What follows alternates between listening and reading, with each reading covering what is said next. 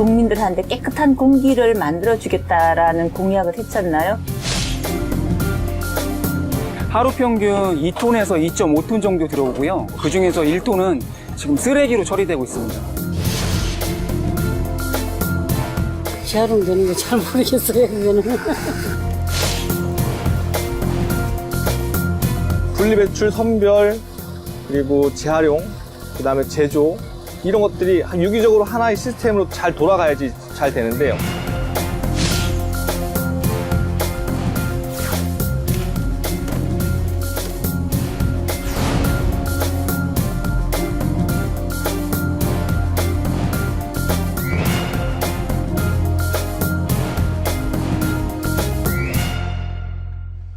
(1995년) 우리나라는 쓰레기 종량제를 실시했고 이와 함께 재활용품 분리수거 제도를 도입했습니다. 2013년 기준 21조가 원 넘는 경제적 가치를 창출했는데요. 특히 우리나라는 광물 자원의 90%, 에너지의 97% 이상을 수입하기 때문에 자원 재활용이 중요합니다. 재활용 분리배출은 쉽게 말해 분리배출 표시가 있는 품목을 종량제 봉투에 넣지 않고 표기에 맞게 분류해서 배출하는 것입니다. 정확한 정의나 방법은 몰라도 다양한 매체를 통해 어떻게 해야 하는지에 대해선 대략적으로 알고 계실 겁니다. 한 달 전 쌍심지에서는 2018년 4월에 일어난 쓰레기 대란의 원인을 찾던 중 분리수거 선별장의 모습을 통해 여전히 부족한 분리수거 현실을 볼 수 있었습니다. 지금 이 순간에도 여러분 손에 들려있을지 모를 재활용품들. 도대체 언제부터 재활용품이라 불려졌을까요? 예상치 못했다던 우리는 미래에 대한 걱정의 끈을 놓지 못합니다. 바로 환경과 관련한 문제인 것을 직감적으로 알기 때문입니다. 미세먼지의 원인을 찾아보니까 사실은 SRF, 그러니까 고용연료에서 나오는 먼지 이러한 것들이 미세먼지에 영향을 굉장히 많이 미치는 거죠. 뒤늦은 대안이 쏟아지는 지금 너나 할 것 없이 일회용품에 대한 경각심을 갖습니다. 일회용품은 크게 재사용과 재활용으로 나눌 수 있습니다. 재사용은 말 그대로 한 번 사용된 제품을 그대로 다시 사용하는 뜻의 환경 용어입니다. 특별한 가공을 거치지 않는 특징을 가지는데요. 병을 깨끗하게 사용한 뒤 빈 병으로 다시 파는 것, 혹은 의류 수거함이 그러한 예입니다. 재활용은 쉽게 말해 사용한 제품을 원료로 가공해 사용하는 것이며 앞서 말한 것과 같은 분리배출 표시에 따라 분리배출한 것입니다. 그러니까 플라스틱 종류가 너무 많다. 그러니까 또 시민들이 잘 모른다. 이런 거고요. 시민들이 너무 힘들어. 그리고 하지도 못해요. 어떻게 PP인지 P인지 페트인지를 모르기 때문에. 올바른 분리배출 요령 광고문이 아파트에서 떨어질 줄 모르지만 시민에겐 익숙한 광고문과 다를 바 없습니다. 내가 버리는 재활용 쓰레기가 내게 어떤 모습으로 돌아오는지 안다면 분리수거에 대한 생각이 조금은 바뀔지도 모릅니다. 가정에서 수거된 재활용 쓰레기는 아파트 혹은 지자체와 계약된 선별장으로 갑니다. 여기서 2차 선별 작업을 거치는데요. 투명 봉투에 담아 배출을 권고하는 이유는 선별장 분리 작업을 용이하게 위해서입니다. 가정에서 분리를 잘해도 검은색 봉지를 이용한다면 일일이 뜯어볼 수 없는 선별장에선 소각 처리 쓰레기로 분류됩니다. 그렇다면 소각되지 않은 재활용 쓰레기는 어떤 과정을 거쳐 재활용이 되는 걸까요? 폐지는 물과 약품을 섞어 작은 섬유 입자로 풀고 종이 원료 속 잉크 입자를 제거합니다. 원료와 약물을 일정 비율로 배합한 후 우리가 아는 재활용지로 탄생되는데요. 약품 과정에서 종이에 묻은 가벼운 이물질 등은 제거됩니다. 하지만 이물질이 많이 묻은 종이는 반드시 종량제 봉투에 버려야 합니다. 우유가 묻지 않은 종이팩은 펄프와 비닐을 분리해 녹입니다. 이때 녹지 않은 섬유는 제거 후 펄프화된 원료를 건져내 화장지가 됩니다. 색상별로 선별된 페트는 분쇄 작업 후 약품 세척을 합니다. 탈수와 건조 작업을 하면 재생원료인 플레이크로 탄생되는데요. 플라스틱 옷걸이, 부직포, 계란판 등이 가장 많이 배출됩니다. 페트의 재활용품을 우리 실생활에서 가장 많이 접할 수 있습니다. 라벨에 붙은 본드 재질은 약품 세척 과정에서 충분히 제거될 수 있습니다. 그리고 이번 대란의 중심에 있었던 비닐. 우리 아파트의 비닐은 어디에 사용하는가? 자, 에너지원으로 사용을 해요. 그러면 SRF라 그래갖고 고형 연료로 사용을 하는데 그거는 색깔별로 할 필요 없어요. 연료로 태워지는 비닐은 색상, 재질과 무관하게 그저 이물질만 제거되면 된다고 합니다. 물로 깨끗하게 닦아 이물질은 없지만 비닐에서 다른 화학 반응이 검출될 가능성이 있다면 무조건 종량제 봉투에 넣어야 합니다. 비닐봉지 같은 경우에 주로 왜 쓰레기통이라든가 저기 밖에 왜 이렇게 공사중 이렇게 세우는 표지판이라든가 아니면 그 플라스틱으로 만든 의자 있죠. 의자 같은 걸 만들거나 이렇게 하는데 이물질이나 이런 것들이 더 없어야 돼요. 고형연료보다는. 고형연료는 태우는 거잖아요. 그리고 태우는 거기 때문에 그 정확하게 다 선별해낼 수가 없어요. 근데 MR은 제품 만든 건 거잖아요. 그래서 그 이물질에 대한 그 이제 선별도가 훨씬 더 좋아야 돼요. 여러분이 버린 재활용 쓰레기 어떻게 활용되는지 이해되셨습니까? 무심코 지나쳤던 분리배출 요령이 적힌 전단지. 이제 조금 더 눈여겨볼 필요가 있을 것 같습니다. 그렇다면 잘 분리배출된 종이, 플라스틱, 유리병, 고철 등의 폐자원 재활용률을 1% 올렸을 때 얻는 경제적 효과는 얼마일까요? 무려 600억 원이 넘는다고 합니다. 그리고 우리가 음료수를 마시고 버리는 알루미늄 캔 하나를 재활용하면 TV를 3시간 시청할 수 있다고 하는데요. 자원 재활용에 대해서 다시 한번 생각하게 되는 대목입니다. 현재 우리나라 분리수거는 지자체별로 차별을 보이고 있습니다. 이는 각 지역이 가진 특성이 전부 다르기 때문인데요. 어떤 지자체는 소형 공동주택의 재활용 쓰레기에 주목하고 있습니다. 그리고 다른 지자체에선 150세대 미만 아파트에 수거를 돕는 정책을 세우고 있는데요. 다각적이고 피부에 와닿는 분리배출을 위해 노력 중인 현장을 쌍심지가 찾아가 봤습니다.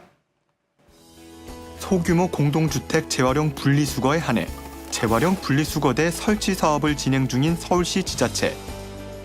그중 서울시 금천구 독산 4동은 재활용 정거장을 시행하고 있습니다. 분리수거가 잘 이루어지지 않는 소규모 공동주택 주민을 위해 재활용 분리수거대를 설치하는 것입니다.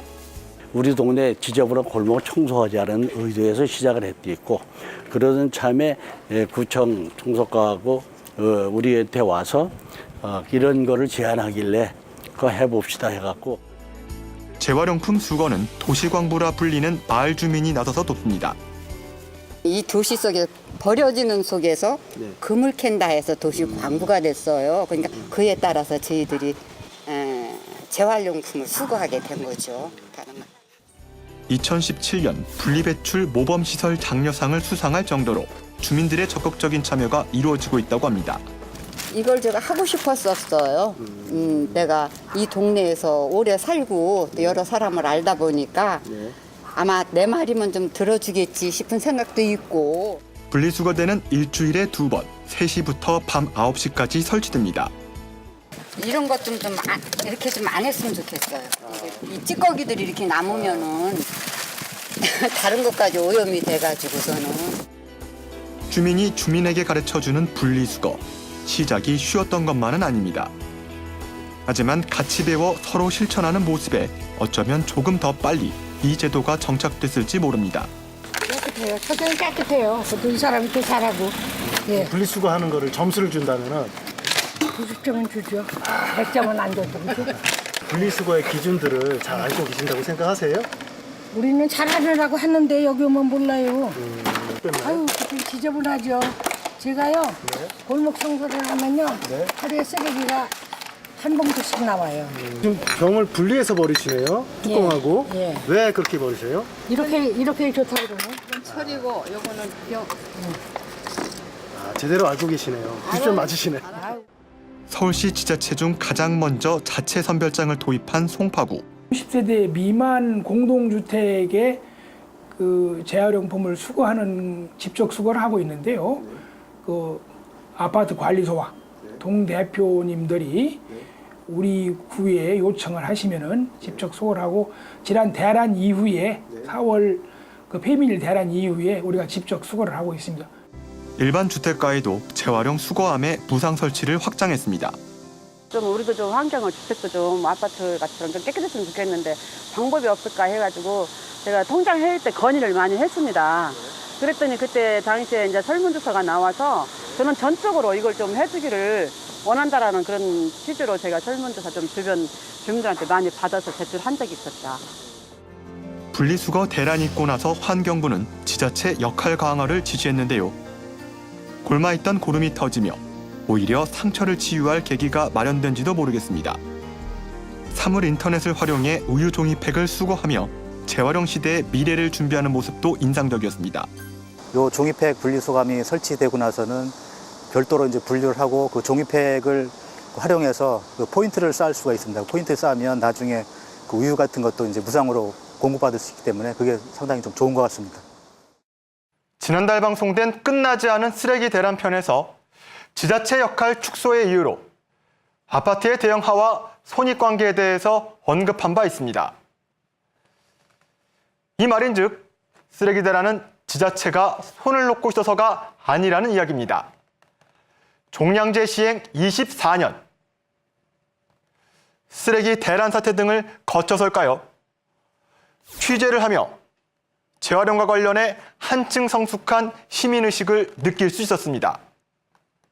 하지만 분리수거를 잘해야 한다는 사실은 모두 알고 있지만 아는 만큼 잘하지 못하는 상황은 도대체 왜 일어나는 걸까요?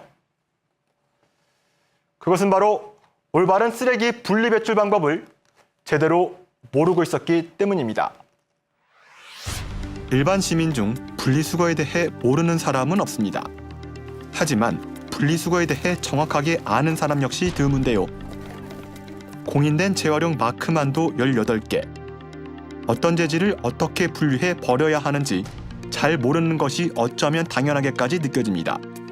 쌍심지에선 재활용의 기본 원칙을 알아보기 위해 전문가와 함께 직접 분리수거를 해보기로 했습니다. 이건 성질이 어떤 성질인가요? 플라스틱 종류긴 한데요. 여러 가지 것들이 섞여 있어요. 이런 게 사실 가정에서 가장 어떻게 좀 버려야 되는지 헷갈리는 그런 재질인 것 같아요. 이 비닐류로 생각을 많이 하시거든요. 근데 지금 벽을 재활용하는 기술들이 이걸 같이 재활용할 수 있는 그런 기술들이 아니에요. 그래서 현재 이거 같은 경우에는 대부분 다 쓰레기로 버리시는 게 맞습니다. 스티로폼은 아닌 거죠? 스티로폼은 아니죠. 플라스틱류긴 한데 고무 성분이 많이 섞여 있는 그래서 이거는 쓰레기로 버리는 게 맞습니다. 근데 사실 가정에서 이런 거를 다 세분화시켜서 분리배출한다는 게 일단 좀 상식적으로 모르는 부분도 있고 또 귀찮은 것도 사실이거든요. 어렵죠. 하긴 해야 되겠네요. 그런데 저 마크에서 재질이 써 있는 거는 눈에 보이거든요. 그래서 한번 관심 있게 보기만 하면 그걸 가지고 분리해내서 하는 것도 사실 재밌거든요. 제가 궁금한 거, 아까 전에 그 커피컵 있잖아요, 이름. 저거 신문지랑 종이랑 같은 유로 지금 분리배출해야 된다고 했는데 코팅돼 있는 종이컵이잖아요. 네. 일반적으로 알려져 있게 코팅돼 있는 컵하고 코팅이 안 돼 있는 거하고 분리해야 된다. 라고 말씀하시는데 사실 산업에서는 저기 보이시는 세 가지로 분리를 해놨거든요. 큰 박스, 그 이제 골판지 박스를 하죠. 박스하고 그리고 두 번째로 신문지. 그리고 신문지 중에 저기 A4 종지나 저런 전단지 그리고 저기 보이시는 코팅이 저기 제가 보기엔 저건 코팅 없는데 저런 일반적인 종이류. 그리고 세 번째는 보이시는 과자 박스, 마분지라 하는데 그 과자 박스 종류 세 종류로 분리를 하는 게 맞아요. 그럼 뭐 회사나 아니면 가정에서 종이컵 모으잖아요. 이게 뭐 큰 의미가 있나요? 종이컵도 그 지금은 제가 세 가지로 분류를 하긴 했는데 현재 아파트에서 그렇게 분리를 하고 있지는 않아요. 예. 그래서 다 같이 모아서 이제 분리를 하고 그 제지 회사로 가기 때문에 거기에서 굉장히 낮은 품질의 종이가 재생 원료가 만들어지고 있는 거거든요. 예. 근데 아파트에서 저렇게 분리가 된다 그러면 저것들이 서로 다른 더 많은 부가가치를 만들어내는 그런 재활용이 될 겁니다. 예. 네. 그 PE, PP 뭐 두 종류가 대부분의 플라스틱인데 예. 딱딱하고 바삭바삭거리는 건 PP, 말랑말랑하고 그 휘어지는 거는 PE. 촉감도 이렇게. 중요하겠네. 네, 맞습니다. 그걸 가지고 실제로 그렇게 구분을 많이 해요. 예. 네. 그럼 이건 뭔가요?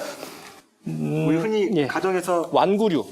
완구류라고 하죠. 네. 여기에 마크에는 없는데 네. 제가 어더라는 플라스틱 일단 놓겠습니다. 아, 여기는 적혀 있지가 않아요. 네. 그리고 중요한 거는 예. 건전지를 꼭 빼셔야 됩니다. 아, 건전지는 따로. 예. 따로 놓고요. 그리고 요 강아지는 일단 쓰레기로 놓겠습니다. 우산은 예. 여기 있는 그 우산 천 이거를 꼭 분리를 하셔야 됩니다. 뜯어서 예. 이 비닐 천은 쓰레기로 버리고요. 그리고 요 대는 예. 철로 버리면 됩니다. 근데 여기에 조금씩 플라스틱이 붙어 있는데 예. 괜찮습니다. 그것까지는 네. 용납이 된다. 그래서 이거는 캔에 철에 일단 놓겠습니다. 예. 그리고 아파트 생활하는데 공동주택에서 재활용 분리수거할 때 이렇게 뭐 아더, PP 이런 식으로 돼 있지 않잖아요. 통으로 네, 맞습니다. 버리게 되잖아요. 네, 지금은 이제 원칙적으로 플라스틱 그 종류에 따라서 예. 배출을 한 거고요. 사실 배출할 때는 이 어더 PP, PS 이 모든 플라스틱을 하나로 플라스틱으로 배출합니다. 예. 그래서 이제 이거는 선별센터에 가서 선별센터에서 다 각 재질별로 분리를 해내는 겁니다. 그래서 예. 가정에서 플라스틱이라는 거를 굳이 이렇게 제품을 보고 분리할 것까지는 아니고요. 그냥 플라스틱 비슷하다, 플라스틱 같다 그러면은 플라스틱 재활용 옷에 넣어주시면 되겠습니다. 예. 가정에서 네, 볼펜 많이 쓰잖아요. 네네. 근데 제가 생각했을 때는 재활용이 될 것 같은데 일반 쓰레기로 네. 지금 분류가 됐단 말이죠. 그 네. 이유는 어떻게 될까요? 볼펜은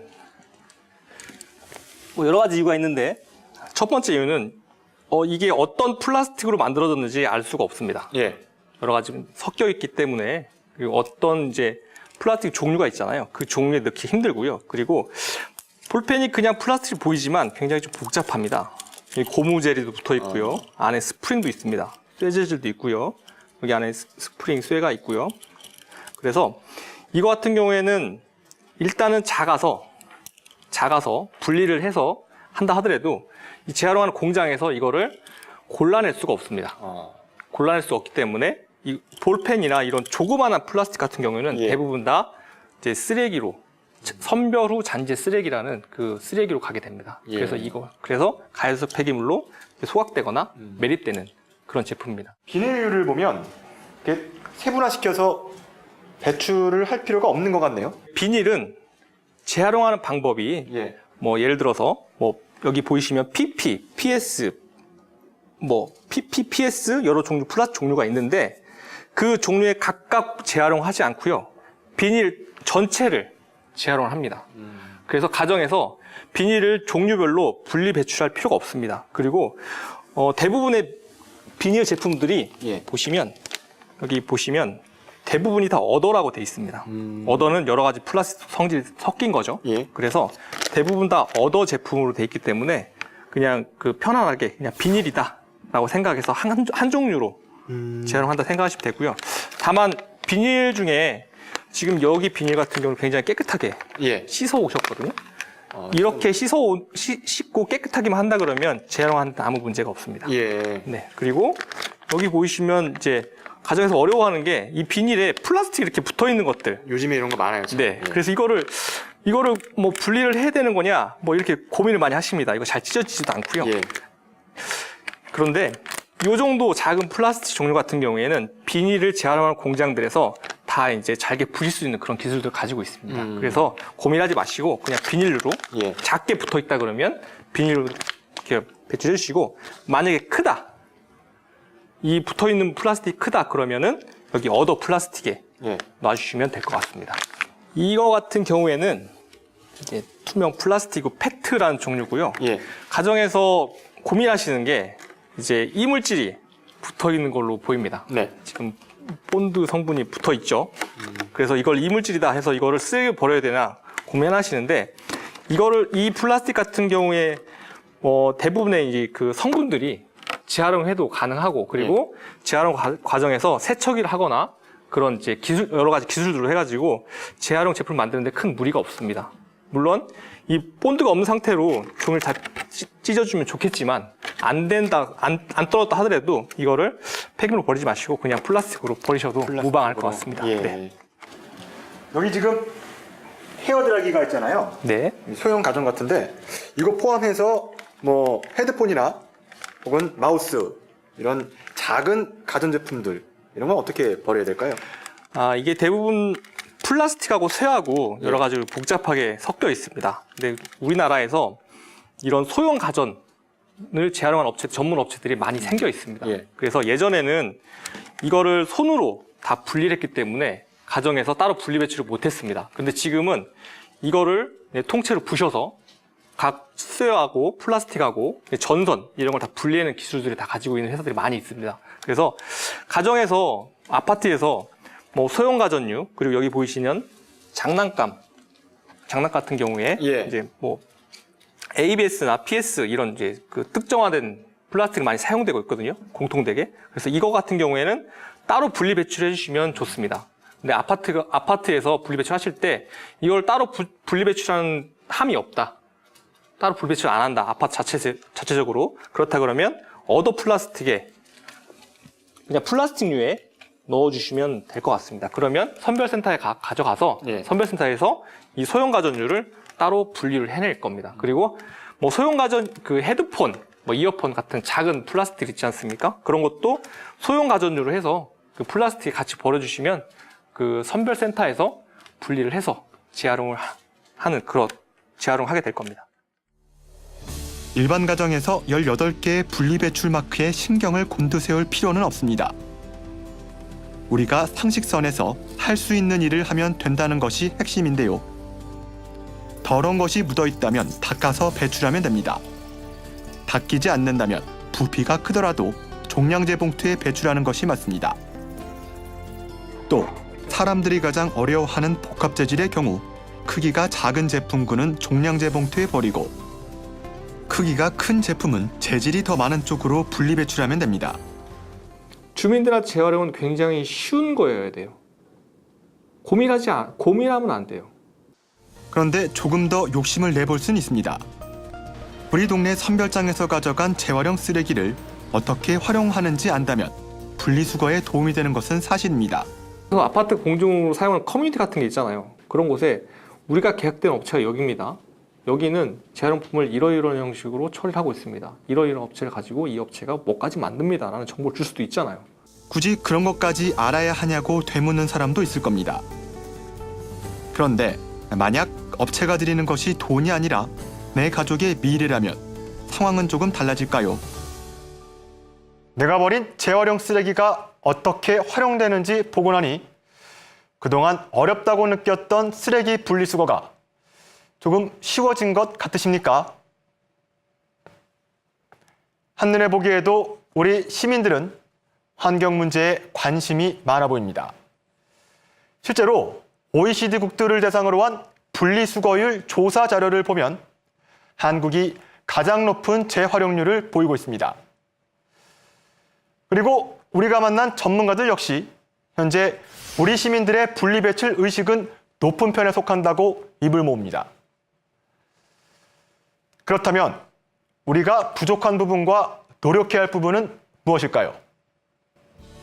모아서 분리배출, 다세대 주택에 거주하는 주민들에겐 익숙지 않은 일이었습니다. 즐겁게 실천하다 보니 어느덧 불편함도 잊혀졌습니다. 스스로 점수를 매긴다면은 10점 만점이라고 나는 저기 봐요. 9점이요. 한 10점 줘요, 그건 진짜. 이제 강부들도 이제 교육을 좀 받고 이러면 좋죠. 주민들은 잘 홍보해서 잘 알고 있다 그러면 잘 분리배출하고 있다고 생각합니다. 우리 대한민국의 국민들이 이 재활용에 대한 의식 수준이 저는 굉장히 높다고 보고 있습니다. 실제로 서울 시민은 환경 문제에 대해 많은 관심을 갖고 있습니다. 어떻게 재활용이 되고 어떤 산업으로 가고 있고 그리고 뭐 이런 메커니즘, EPR 제도나 이런 거에 대해서 가르쳐 줘야 돼요. 그래야 주민들이 이해를 하고 아, 비닐은 이물질만 없으면 음식물 쓰레기가 없으면 딱 그냥 똑같이 비닐이 되는구나 라는 걸 알아야 돼요. 재활용 쓰레기 분리수거의 가장 첫 번째 개념은 종량제 봉투에 넣느냐 아니냐를 결정하는 것입니다. 그리고 나머지는 분리배출 표시에 따라 기본만 지키면 되는데요. 나머지는 정부와 지자체, 생산자는 시민이 잘 알고 실천할 수 있도록 도와야 할 텐데요. 이제 분리배출부터 선별, 재활용, 또 최종 제품을 만들었을 때 그쪽에 판매, 이런 전체 사이클의 어떤 병목 현상이 없도록 수시로 정부가 그 흐름을 체크를 해가지고 그리고 지금까지 소극적으로 대처했던 작업을 적극적인 방향으로 전환해야 합니다. 실천의 중심에 있는 주민들은 알아야만 하고 또 알고 싶어 합니다. 정부는 그들에게 잘 알려주기만 하면 됩니다. 그토록 어렵게만 느껴지는 분리수거의 문제, 이제 정리가 좀 되는 것 같습니다. 저희 쌍심지에선 처음 분리수거에 접근할 때만 해도 답은 이미 정해져 있다고 생각했습니다. 환경부에서 정해놓은 원칙을 시청자 여러분께 알기 쉽게 전달하는 것이 우리의 역할이라고 생각했는데요. 촬영을 시작하고 전문가에게 조언을 듣다 보니 일회용품 재활용, 재사용, 분리수거 등 너무나 얽히고 설킨 것들이 많았습니다. 그래서 쌍심지에선 분리수거에 초점을 맞춰 전해드렸는데요. 분리수거 관련해 시민이 알았으면 하는 부분은 충분히 전해드린 것 같습니다. 태평양에는 우리나라의 14배 가까운 쓰레기섬이 있다고 합니다. 오늘 내가 사용한 재활용품, 에너지로 만들지 쓰레기로 버릴지 선택은 여러분의 몫입니다.